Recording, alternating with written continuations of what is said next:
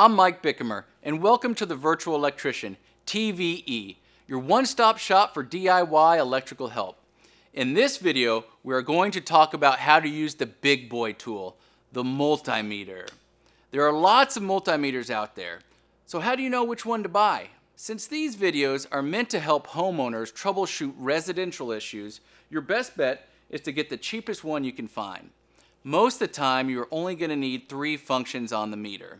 The first being the voltage tester. That's the function we will be focusing on in this video. As you look at the meter, you will see this. Depending on the meter you have, you may see a squiggly line or a straight solid line. The straight solid line is for direct current. The squiggly line is what you will be using. That's for AC current. That's what you have in your house. Now you're saying, Mike, when will I use this tool? Great question. If your presence tester detects electricity, but the outlet or switch still doesn't work, you'll want to stick your multimeter on it to test for proper voltage. What you want to do is take the leads and touch the hot and neutral wires connected to the device. You should read 120 volts plus or minus 5%. Electricity gives you that 5% allowance. If you get 118, let's say, it should still function properly.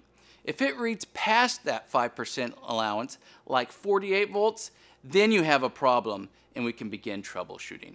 However, let's say you get 120 volts at the wire, but when you stick the leads in the device itself, you don't get 120 volts. It's possible it's a bad device. If it's an older outlet, you may have to move the leads around a little bit to test the voltage.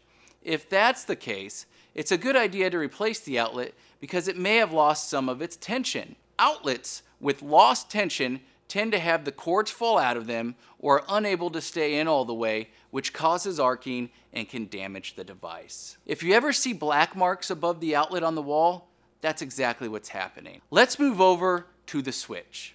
If you are testing the voltage on a switch, you want to put one lead on the hot and the other on the neutrals that are tied together.